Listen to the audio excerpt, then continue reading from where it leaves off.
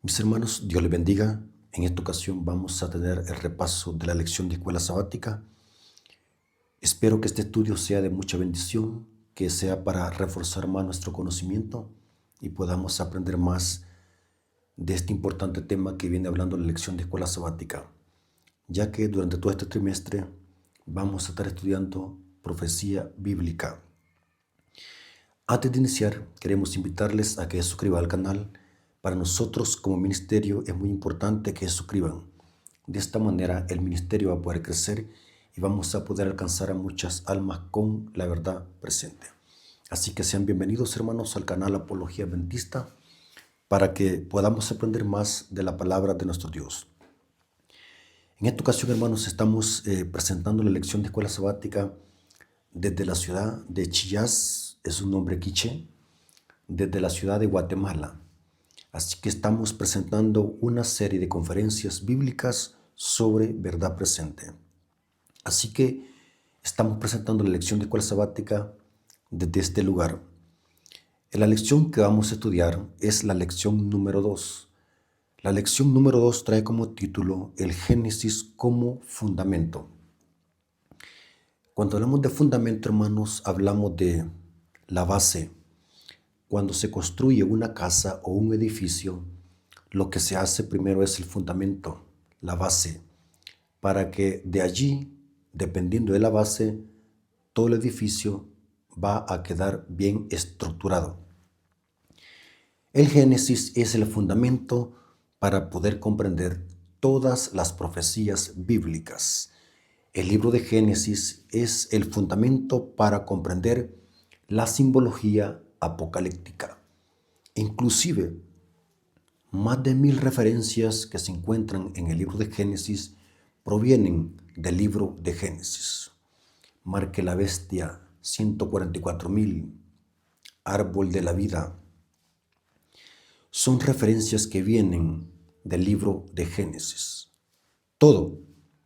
Por eso es bien importante cuando entendemos y estudiamos profecía apocalíptica, tenemos que analizar y ver de dónde el apóstol o el profeta toma esa referencia para poder entender la simbología. Porque todo lo que está en Apocalipsis proviene de muchas referencias que vienen del Antiguo Testamento, especialmente del libro de Génesis. Inclusive, la primera profecía apocalíptica la encontramos en el libro de Génesis. Génesis 3:15 es la primera profecía apocalíptica que se desarrolla en toda la Biblia, culminando con el libro de Apocalipsis. Dice el versículo para memorizar. Está en Juan 1:29. El día siguiente Juan vio a Jesús que venía hacia él y dijo: Este es el Cordero de Dios que quita el pecado del mundo.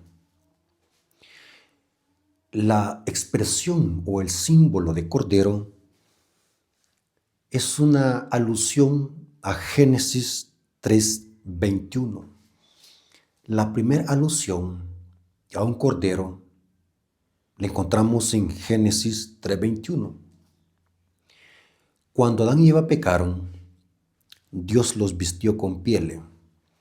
Aunque el texto no diga que esas pieles eran de cordero, pero se infiere por otras referencias bíblicas. Inclusive en el Apocalipsis encontramos más de 20 referencias a Cristo como Cordero. Inclusive en Apocalipsis 4 y en Apocalipsis 5, en esos dos capítulos, se hace alusión a Cristo como un Cordero inmolado antes de la fundación del mundo. O sea, el símbolo de Cordero no es un símbolo nuevo, solamente el Nuevo Testamento, sino que es una referencia que encontramos en el libro de Génesis, porque el libro de Génesis es la base para poder entender la simbología apocalíptica. Inclusive Apocalipsis 13:8 dice que Cristo es el Cordero que fue sacrificado antes de la fundación del mundo. Significa que el apóstol Juan quien escribió el libro de Apocalipsis está haciendo una alusión al libro de Génesis. Voy a leer una cita del Espíritu de Profecía que está en el libro Hechos de los Apóstoles, página 12, párrafo 2. Esta cita habla de que el centro del Evangelio, el centro de la economía hebrea, el centro del santuario era Cristo. Hechos de los Apóstoles, página 12, párrafo 2 dice: Cristo era el fundamento de la economía judía.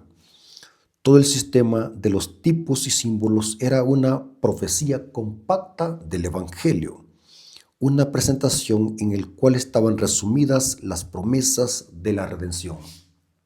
Hermanos, no cabe duda que para entender la simbología daniélica y apocalíptica tenemos que conocer el libro de Génesis, porque en el libro de Génesis encontramos la base para poder entender la simbología apocalíptica. Ahora analicemos de qué viene hablando el día domingo. Pasemos el día domingo. El día domingo trae como título el principio de la primera mención.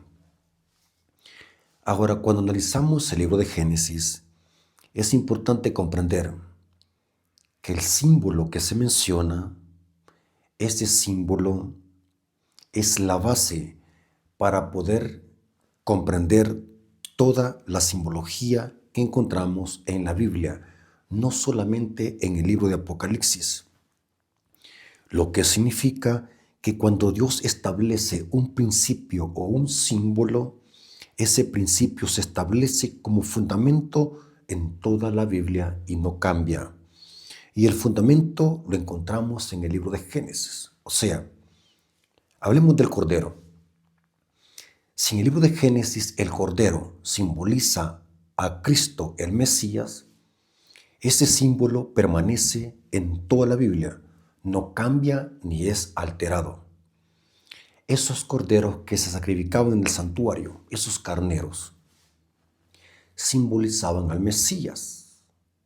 Y por eso es que la lección dice el principio de la primera mención. Ese principio no cambia en ningún aspecto de la Biblia ni en la profecía apocalíptica. En términos generales, la primera vez que se menciona un concepto o símbolo en la Biblia es en los primeros capítulos de Génesis. Se establece allí una comprensión general de ese concepto para ayudarnos a entender cómo se utiliza más adelante ese símbolo. Por ejemplo, aquí la lección de escuela sabática da una referencia de Isaías 40, versículos 7 al 8. Se usa para dar a demostrar que la palabra de Dios permanece para siempre. En Isaías 40, 7 al 8 dice: la hierba se seca, la flor se marchita, pero la palabra de Dios permanece para siempre. ¿Qué significa? Que si el símbolo significa algo, ese símbolo va a significar eso mismo en toda la Biblia, especialmente en el libro de Apocalipsis. Malaquías 3:6 dice: porque yo Jehová no cambio, por esto no han sido consumidos, oh hijos de Jacob. Noten que Dios no cambia. El principio de primera mención no cambia. El símbolo es el mismo. Por eso, hermanos, yo siempre le he dicho que para poder entender o interpretar profecía apocalíptica es importante comprender la literalidad y de dónde proviene el símbolo. Por eso, hermanos, para estudiar las profecías bíblicas es importante conseguirse una concordancia, porque más de 1000 referencias que encontramos en Apocalipsis provienen del libro de Génesis.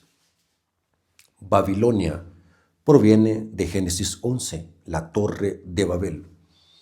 La marca de la bestia proviene de la marca que se le puso a Caín en la frente. El conflicto entre dos simientes lo encontramos en Apocalipsis 12. Apocalipsis 12 proviene de Génesis 3:15. Noten, la simiente de la mujer, esa simiente se le dijo también a Abraham. Y cuando vemos Apocalipsis, esa simiente de la mujer y de Abraham es Cristo mismo. Noten. O sea, vemos que el principio de primera mención se sostiene en toda la Biblia, inclusive en las profecías de Apocalipsis. Eso es bien importante que lo comprendamos. El principio de la primera mención, lo que significa el símbolo en Génesis, se sostiene en toda la Biblia, especialmente en el libro de Apocalipsis.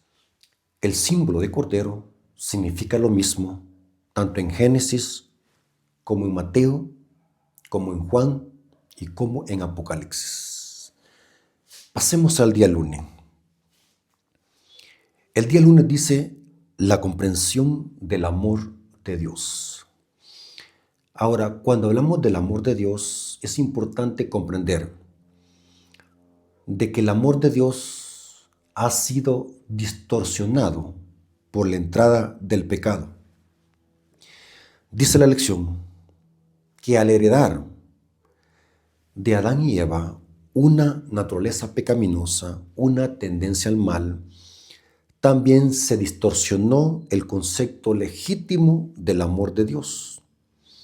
Y el amor de Dios en el ser humano caído fue cambiado por egoísmo y orgullo. El plan de salvación trata de eso, restaurar el concepto legítimo de lo que es el amor. Dice la lección, comprender la naturaleza del amor de Dios es una clave importante para comprender la profecía bíblica. Uno de los temas cruciales en el tema del gran conflicto es la distorsión en la comprensión humana del carácter de Dios. En tal sentido, Elena de White concluye en su libro Conflicto de los siglos, página 657. El objetivo de que Dios hace un juicio, el objetivo de este conflicto entre el bien y el mal, es que Dios restaura su amor. Y la creación, los redimidos junto con los ángeles, después de que el mal sea eliminado por completo de este universo y de este planeta, toda la creación, tanto seres humanos como ángeles, como seres de los otros mundos, van a cantar a una voz, Dios es amor. La lección cita el párrafo del Conflicto de los siglos, página 657, y dice, el gran conflicto ha terminado, no hay más pecado ni pecadores, todo el universo está purificado, la misma pulsación de armonía y de gozo late en toda la creación. De aquel que todo lo creó emana la vida, la luz y el contentamiento por toda la extensión del espacio infinito. Y dice la cita, desde el átomo más imperceptible hasta el mundo más vasto, todas las cosas animadas e inanimadas declaran en su belleza sin mácula, en júbilo perfecto, que Dios es amor. Porque el plan de Dios es restaurar la comprensión legítima de lo que es el amor, ya que el pecado, la entrada del pecado, distorsionó lo que es el amor. El mundo tiene un concepto errado de lo que es el amor. El ser humano es egoísta, el ser humano es orgulloso, y todo eso es consecuencia de haber heredado una tendencia al mal de Adán y Eva. Y Dios en su misericordia hace un juicio, permite que en este mundo se desarrolle un conflicto entre el bien y el mal, porque Dios hace restaurar la comprensión y el concepto legítimo de que Él es el amor. Y que si Dios hace un juicio, y que si Dios destruye a los impíos, lo va a hacer porque Dios es amor. Y toda la creación lo va a poder entender plenamente y a conciencia comprenderá que Dios es amor. Es interesante que la lección del día lunes pone como ejemplo del amor de Dios la historia de Abraham cuando iba a sacrificar a su hijo Isaac. La historia de Abraham y el sacrificio de su hijo Isaac es una tipología es una profecía compacta del Evangelio. Abraham representa a Dios el Padre, que dio a su único hijo para morir en rescate de muchos. O sea, que las historias que encontramos en el libro de Génesis no solamente son historias, sino que son historias tipológicas que nos presentan el plan de salvación. Las historias presentan el amor de Dios. En Génesis 22, 1 al 3, se presenta a través del sacrificio de Abraham con su hijo cómo el amor de Dios se presenta en este gran conflicto. Noten que Dios es amor y lo presenta a través de muchas historias. En este caso, cómo Abraham dio a su único hijo, porque esto era una profecía, era una historia tipológica. Y dice en Génesis 22, y dijo, toma ahora tu hijo, tu único hijo. Pero Abraham no tenía solamente a Isaac como hijo, tenía también a Ismael. Después engendró otros hijos. Pero ¿por qué dice la Biblia tu único hijo? Porque era el hijo de la promesa. Los otros eran hijos de adulterio, no eran hijos de promesa. El hijo de la promesa solamente era Isaac. O sea que literalmente la simiente de Abraham era Isaac. Isaac simboliza a Cristo. Abraham representa al Padre, como el Padre dio a su único hijo. Y dijo, toma ahora a tu hijo, tu único hijo Isaac, a quien amas, y vete a la tierra de Moria, y ofrécelo allí en holocausto sobre uno de los montes que yo te diré. Noten, tu único hijo. Esto representa que Cristo dio su vida en rescate por muchos. El Padre dio a su único hijo. La simiente de Abraham es Cristo. Dice el apóstol Pablo en Romanos 8:32, hablando del gran amor de Dios que dio a su único hijo, el que no escatimó ni a su propio hijo, sino que lo entregó por todos nosotros. ¿Cómo no nos dará también con él todas las cosas? Hermanos, la historia de Abraham representa el amor de Dios. Dios el Padre prefirió amarnos hasta el extremo de dar a su único hijo, ese hijo que estaba a la diestra del Padre, ese hijo que ha estado desde la eternidad con el Padre. Se dio para que el ser humano fuese redimido del pecado. La única forma de que el ser humano pudiese ser rescatado de ese hoyo cenagoso, de ese pecado en que habíamos caído la humanidad. La única forma es que un pariente cercano nos redimiera, y era nuestro hermano mayor, que es Cristo.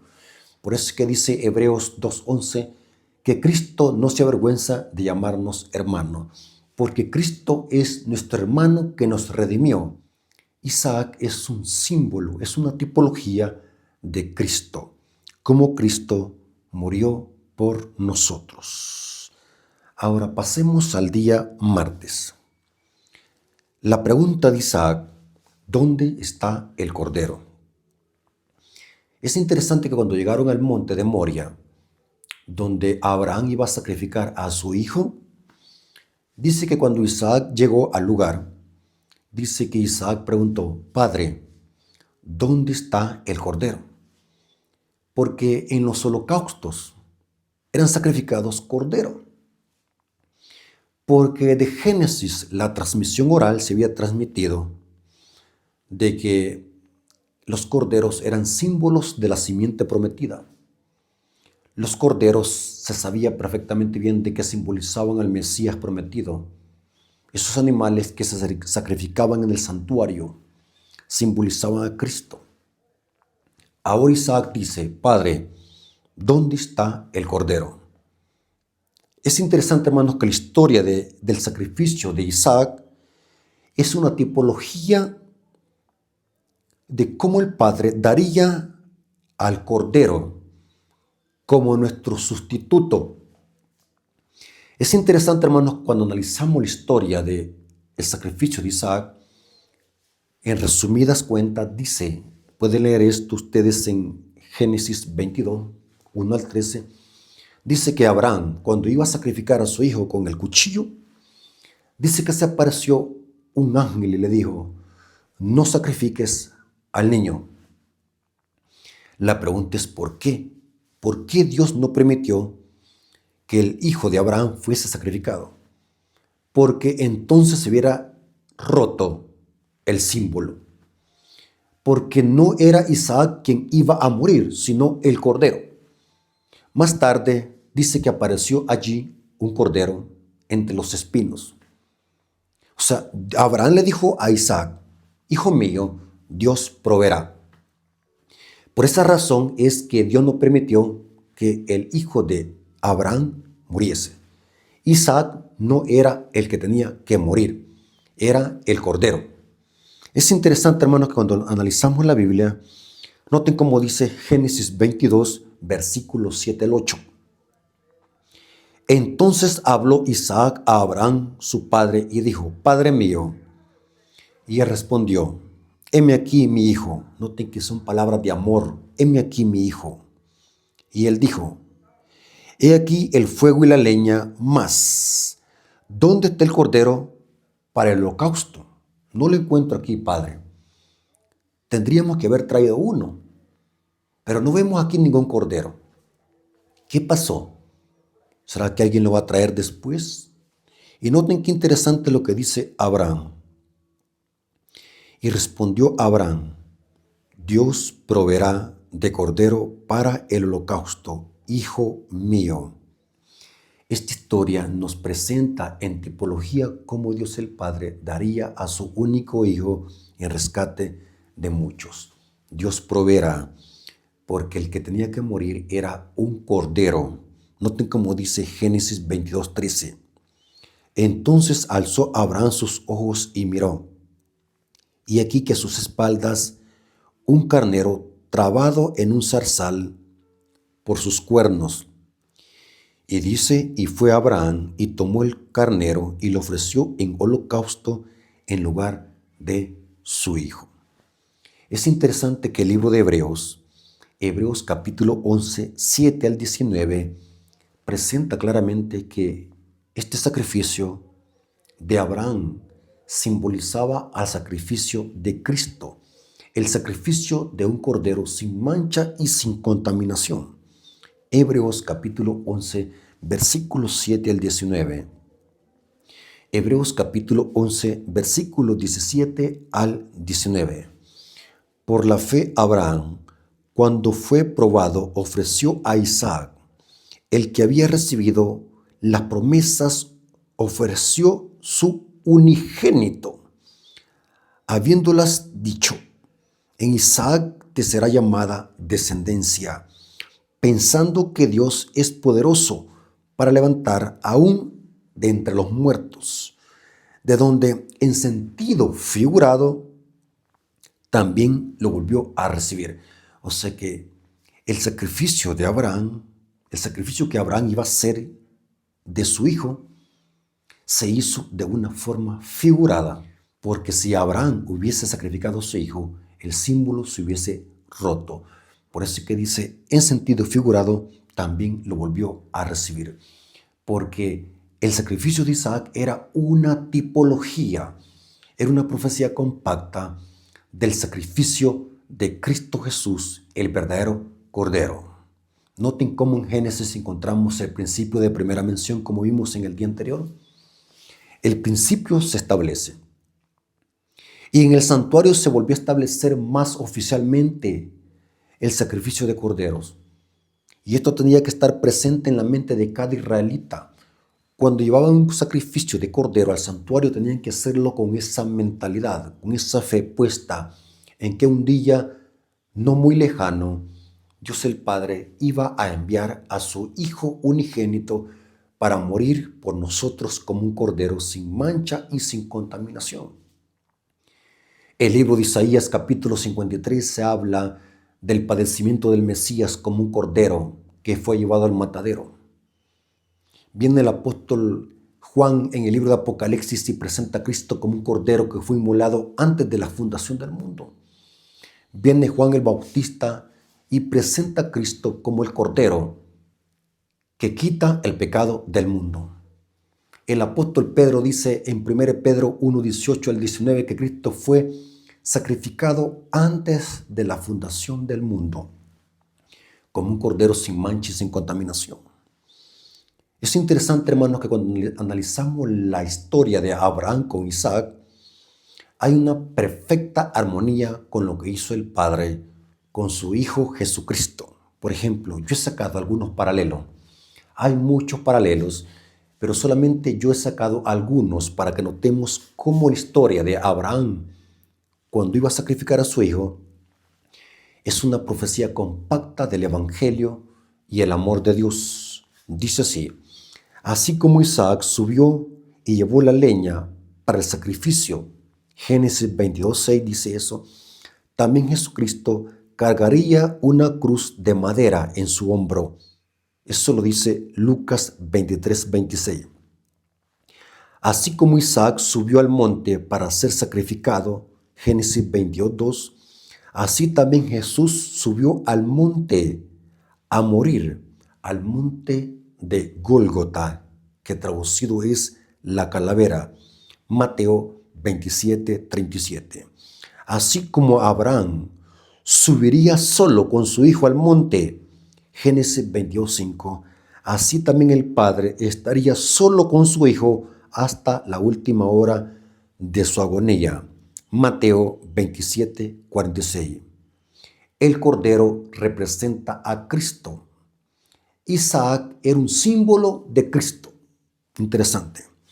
Dice la lección acá del día martes, el símbolo del cordero lo encontramos en Apocalipsis, uno de los símbolos más recurrentes del Apocalipsis, donde Jesús es llamado el Cordero. Esto lo vemos en los capítulos 4 y capítulo 5 de Apocalipsis. Se presenta a Cristo como el Cordero que fue sacrificado. Es el único digno de abrir el libro y desatar los sellos, porque Cristo es el Cordero. Interesante. Pasemos al día miércoles. Dice el día miércoles, la muerte. El día miércoles trae como título la muerte.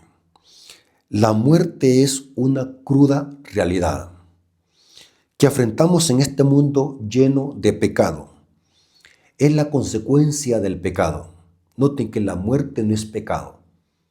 Nadie peca por morirse. Nadie se condena por morirse. En la primera muerte, estamos hablando de la primera muerte. Esta muerte física que todos tenemos que afrontar es consecuencia del pecado.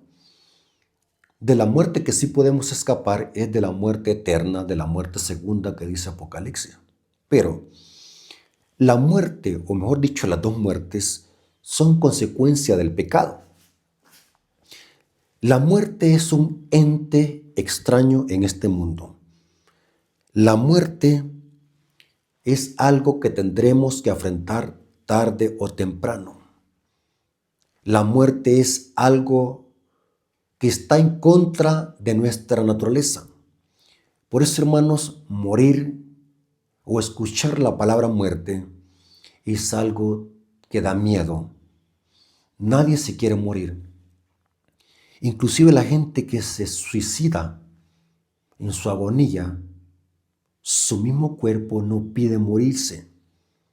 Cuando la gente está agonizando, la misma naturaleza no quiere afrontar la muerte, porque la muerte es un ente extraño a nuestra naturaleza. Nosotros como seres humanos no fuimos creados para morir. La muerte no es parte de este mundo. La muerte es un intruso. Nosotros fuimos creados para vivir. Dios no es el autor de la muerte. Dios es el autor de la vida. La muerte es consecuencia del pecado. Y la muerte en las profecías también se abarca. La muerte también es una parte de las profecías, donde las profecías nos hablan de que Dios, cuando termine este conflicto entre el bien y el mal, Dios le pondrá fin a la muerte, porque la muerte es contraria a nuestra naturaleza. Ahora, ¿por qué surgió la muerte? La muerte es consecuencia del pecado. Cuando Adán y Eva desobedecieron el mandato de Dios, esa fue la puerta para que la muerte entrara a este mundo. La muerte es consecuencia del pecado, la muerte es consecuencia de la desobediencia. El portal fue Adán y Eva. Noten cómo dice Génesis 2, 16 al 17. Y mandó Jehová Dios al hombre diciendo: de todo árbol del huerto podrás comer, mas del árbol de la ciencia del bien y el mal no comerás, porque el día que de él comieras ciertamente morirás. Lastimosamente, Adán y Eva quebrantaron este principio y por culpa de ellos entró el pecado y la muerte en este mundo. Pero las profecías nos dicen, noten que el mensaje profético es que Dios va a eliminar la enfermedad y la muerte. El centro de las profecías también es hablar de la redención de la muerte. Los enemigos de Dios son el pecado, el diablo y la muerte. Y Dios les pondrá fin cuando termine este conflicto. Y el centro de las profecías es hablar también de la redención que Dios va a hacer de la muerte. Oh muerte, ¿dónde está tu aguijón? Oh sepulcro, ¿dónde está tu victoria? En Apocalipsis 1:18 se presenta a Cristo como el victorioso de la muerte. Apocalipsis 1:18 dice, y el que vivo y el que estuve muerto, mas he aquí vivo por los siglos de los siglos. Amén. Y tengo las llaves de la muerte y del Hades. Estas son palabras paralelas. Muerte y Hades es lo mismo. En griego es sepulcro o tumba. Noten, Cristo es el único que tiene la llave de la muerte y del Hades. Hades en el hebreo es Seol o Sheol, lugar de los muertos. Una vez escuché a una persona que estaban hablando para toda solución, hablando de los problemas que nos asedian a los seres humanos. Y la otra persona estaba consolando con la que estaba hablando y le decía que en este mundo para todo hay solución, menos para la muerte. Y resulta que yo vengo y interrumpo la plática y les digo, eso es erróneo. También para la muerte hay solución.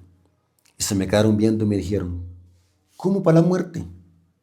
Y yo les dije, sí, para la muerte hay solución. Y llamé la atención de las dos personas que estaban hablando, esperando mi respuesta, y yo les digo, la solución para la muerte se llama Cristo Jesús, el único que venció la muerte. Y si nosotros queremos ser eternos, tenemos que estar unidos a Cristo, el único que venció la muerte. Y los que están con Él tendrán vida eterna. Los que mueren en Cristo Jesús no están muertos, simplemente duermen, esperando la mañana de la resurrección. Porque Cristo tiene la llave de la muerte y del Hades. Y dice aquí el apóstol Pablo, la muerte es un intruso porque no es parte de nuestra vida. Es terrible, hermanos, pensar que tarde o temprano tenemos que morir. La muerte no respeta raza, credos, religión o estatus social. Tanto pobres como ricos van a la misma sepultura. Los vestimos del mismo traje. Vamos al hoyo, donde ya no hay vanidad, donde no hay orgullo, donde no hay egoísmo, donde no hay preferencias sociales. Todos vamos al mismo hoyo. Pero hay una promesa para los hijos de Dios. Y esto lo dice el apóstol Pablo, 1 Corintios capítulo 15, versículos 54 al 55. Y cuando esto corruptible se haya vestido de incorrupción, hablando de nuestra naturaleza pecaminosa, este cuerpo pecaminoso, y esto mortal se haya vestido de inmortalidad, entonces se cumplirá la palabra que está escrita. Esta es una profecía que viene de Oseas. Pablo está citando una profecía de Oseas. Como está escrito, sorbida es la muerte en victoria. ¿Dónde está, oh muerte, tu aguijón? ¿Dónde, oh sepulcro, tu victoria? Porque el sepulcro y la muerte van a ser destruidos. Noten qué preciosa promesa. Dios promete darle a sus hijos vida eterna. Vamos a heredar una tierra donde ya no habrá muerte, ni dolor, ni enfermedad, donde podremos gozar por la eternidad con nuestros seres queridos, donde ya no habrá muerte que nos va a separar, ya no habrá más lágrimas que van a ser rodadas por el sufrimiento que existe en este pecado. Por eso, hermanos, vale la pena seguir a Cristo, vale la pena entregar nuestro corazón a Cristo, porque en Cristo Jesús es la única forma de que nosotros podamos ser salvos y heredar la vida eterna. El día jueves dice, la serpiente. Ahora, cuando hablamos de profecía apocalíptica, tenemos que tener en cuenta, hermanos, que hay un conflicto entre el bien y el mal, entre Miguel y la serpiente, que es el dragón. La profecía nos dice que el conflicto final será por la adoración. Es la serpiente y el dragón. Noten, la serpiente y el dragón es lo mismo. Van buscando adoración. Satanás y los demonios buscan adoración. Y el conflicto desde el cielo, desde el Génesis, culminando con el Apocalipsis, es que el diablo busca y buscará adoración a través de la bestia y del falso profeta. Noten cómo dice Apocalipsis 13, versículo 2 al 4. La lección de escuela sabática menciona estos versículos para dar a demostrar de que Satanás busca adoración a través de la bestia. La bestia representa al papado, un sistema político religioso. O sea, el diablo se oculta a través de los poderes políticos y religiosos, y a través de estos sistemas es que el diablo busca adoración. Apocalipsis 13, 2 al 4. Y la bestia que vi era semejante a un leopardo, y sus pies como de oso, y su boca como boca de león.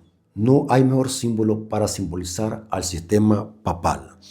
Y el dragón, noten que aquí simboliza al diablo, pero también simboliza a Roma imperial, porque el papado surgió de los escombros de Roma, dice Daniel 7:8. Pero noten que el dragón, o sea, Roma y el diablo, el dragón le dio su poder y su trono y grande autoridad. Vi una de sus cabezas como herida de muerte, pero su herida mortal fue sanada, y se maravilló toda la tierra en pos de la bestia, y adoraron al dragón. Noten que ahí está la palabra en griego proskuneo, postrar rostro en tierra, pero la adoración viene desde adentro. Cuando alguien se arrodilla ante un hombre, esa inclinación inició en el corazón. Aquí vemos de que la humanidad entera irá en pos de la bestia, y a través de la bestia el diablo busca adoración. Dice, y adoraron al dragón que había dado autoridad a la bestia, y adoraron a la bestia diciendo, ¿quién como la bestia y quién podrá luchar contra ella? En Apocalipsis 12:9 se habla de que el diablo es el dragón, la serpiente antigua, que en el libro de Job se le llama Leviatán, una serpiente o un dragón con 7 cabezas. Apocalipsis 12:9. Y fue lanzado fuera el gran dragón, la serpiente antigua, que se llama Diablo y Satanás, el cual engaña al mundo entero, fue arrojado a la tierra y sus ángeles fueron arrojados con él. Noten que Juan dice que el diablo es una serpiente antigua, un dragón. El dragón es una referencia a Leviatán, como se presenta en Job capítulos 40 y 41. Y el símbolo de serpiente proviene de Génesis capítulo 3. Noten que aquí vemos una referencia a Job y a Génesis, porque no era en sí la serpiente que estaba hablando a Eva, sino que era el diablo usando a la serpiente como un medio. Aquí podemos ver de que el conflicto que vemos en Génesis capítulo 3 lo vemos amplificado en Apocalipsis 12. El diablo, la serpiente antigua, buscando adoración a través de la bestia que simboliza al papado. Noten qué interesante. Dice aquí, Génesis 3:1, que el diablo usó a la serpiente. Dice, pero la serpiente era astuta más que todos los animales del campo que Jehová Dios había hecho, la cual dijo a la mujer, con que Dios os ha dicho, no comáis de todo árbol del huerto. El arma letal del diablo es la mentira, es con la mentira que hizo caer a Eva. Digo a Eva porque Adán lo hizo a sabiendas, a conciencia. Pero Apocalipsis dice que el diablo engaña al mundo entero, porque es el padre de la mentira. Noten que el principio de primera mención se menciona en Génesis. Así como el diablo usó la mentira, la sigue usando. El diablo es la serpiente, una referencia a Génesis capítulo 3. Dice el comentario de la lección del día jueves, dice, por lo tanto, la naturaleza del gran conflicto no cambia, siempre es por la adoración. Las iglesias protestantes dicen de que la marca de la bestia va a ser un chip que se va a implantar debajo de la piel en la frente y debajo de la piel en la mano derecha. La mayoría de iglesias protestantes creen que la marca de la bestia es algo literal. Pero para entender la marca de la bestia tenemos que ir a otras referencias que encontramos en la Biblia. Daniel capítulo 3 y Génesis capítulo 4. La marca de Caín, porque Dios le puso una marca a Caín en su frente, esta marca era para que nadie lo matase. La marca de Caín es una tipología de la marca de la bestia, pero la marca de la bestia tiene que ver con obediencia. Cuando alguien obedece los mandamientos creados por la bestia, eso es de una forma simbólica o indeleble recibir la marca de la bestia en la frente. Para entender Apocalipsis 13, 11 al 18, es importante analizar la historia que proviene de Daniel capítulo 3. Un rey político dando un decreto para que se adore una imagen. Hay un decreto de muerte. Noten que este rey político está dando un decreto, una ley legislativa, que esta ley ataca la primera tabla del Decálogo, porque es en la primera tabla del Decálogo que se prohíbe la idolatría de las imágenes. O sea, vemos de que la marca de la bestia tiene que ver con obediencia a leyes instituidas por hombres que atacan la ley de Dios. O sea, para entender Apocalipsis tenemos que buscar las referencias que provienen del Antiguo Testamento, especialmente del libro de Génesis. Porque el conflicto siempre ha sido por la adoración. Caín presentando una falsa adoración en llevar frutas, verduras y hortalizas. Alguien puede decir, ¿acaso no era eso lo que cultivaba Caín? Negativo. Por transmisión oral se sabía de que eran los corderos que simbolizaban el Mesías, no eran las papas, ni las remolachas, ni los chiles verdes, ni los plátanos. Lo que simbolizaba el Mesías era el cordero. O sea, Caín tuvo que haberse ido a conseguir un cordero. Aquí vemos de que Caín está presentando una falsa adoración. Caín simbólicamente estaba aceptando la marca de la bestia, una sumisión a Satanás. Abel era un siervo de Dios que obedecía los mandamientos de Dios y Abel obedecía a Dios como Dios lo había mandado. El Armagedón inclusive proviene de la historia de Caín y Abel. Los 144.000 tenemos que conocer la vida y la historia de los hijos de Jacob, Génesis 49. Solamente estoy dándole algunos pincelazos para que podamos comprender que para entender profecía apocalíptica tenemos que ir al libro de Génesis y otras partes de la Biblia. Tanto en la historia de Caín y Abel, cuando ofrecieron sacrificios o altares, está implicada la adoración. En Daniel capítulo 3 vemos de que también está implicada la adoración. Un rey dando un decreto para que se adore una imagen bajo pena de muerte. Y por eso es que dice aquí la lección, por lo tanto, la naturaleza del gran conflicto no cambia, siempre ha sido por la adoración. Los cristianos podemos evaluar las tendencias y reconocer dónde se encuentran las trampas espirituales de Satanás. Es a través del engaño. El diablo lo que busca es engañarnos para que nosotros quebrantemos la ley de Dios. Contamos además con la infalible guía de las Escrituras. Adán y Eva tenían la palabra de Dios, pero verbal. Dios les dijo, no hagan esto.